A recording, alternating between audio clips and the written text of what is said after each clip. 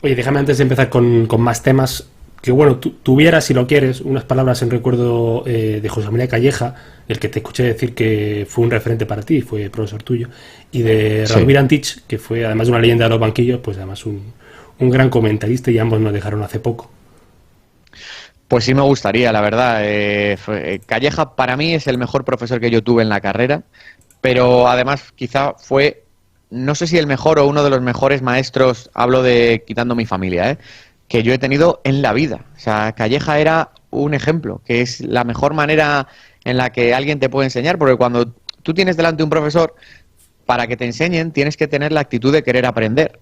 Pero cuando tú tienes delante un ejemplo, no necesitas querer aprender, porque te enseñan sin tú querer aprender. Y Calleja era un ejemplo. O sea, llegar a dar clase, como llegaba cuando yo estudiaba la carrera a la Carlos III y entrar en clase y tú entrar porque tenías que entrar y se ponía un guardaespaldas en cada puerta porque a Calleja le quería pegar un tiro en la cabeza a ETA. O sea, ETA quería matarlo, estaba amenazado y él vivía fuera del País Vasco. Se tuvo que ir del País Vasco, como mucha gente.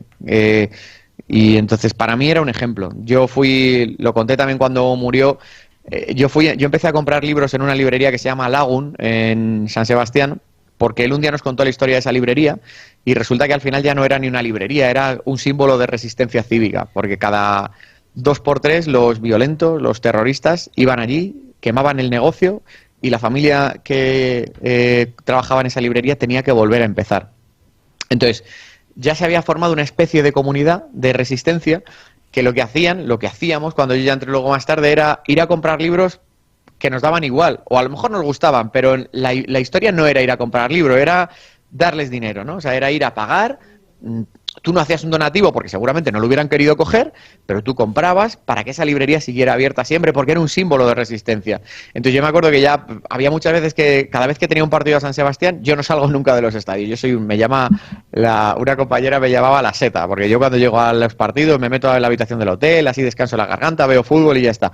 Pero cada vez que voy a San Sebastián, doy un paseo hasta el centro, compro en la librería Lagun y ya muchas veces, las últimas veces que iba, ya no compraba ni libros. Le decía, hazme un bono por 50 euros, porque así lo que hacía era que yo me gastaba 50 euros en libros, no compraba ninguno y lo que hacía era que cuando venía a Madrid le decía a un amigo, toma, tienes 50 euros en libros en esta librería de San Sebastián para cuando vayas. ¿Qué pasa? Que la gente, que terminabas convirtiendo más clientes, ¿no? Porque luego al final le terminabas contando la historia. Entonces la gente era como una especie de comunidad que se formaba. Entonces, para mí ha sido una profunda tristeza de que Calleja se haya muerto, la verdad, porque además él estaba empezando a vivir ahora y a disfrutar de la libertad, de no tener que ir escoltado, de ir a Cádiz y respirar y seguramente poder un día dar un paseo por la parte vieja de San Sebastián y potear y tomarse unos pinchos y no sufrir las miradas que te atravesaban, que recuerdo que él contaba muchas veces.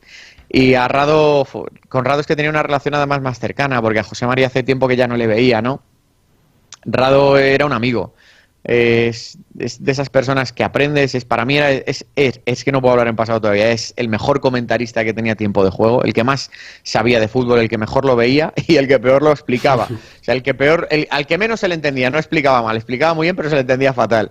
Y en eso se parecía, por ejemplo, mucho a Michael Robinson, ¿no? Que es otro que se nos ha ido también en esta etapa.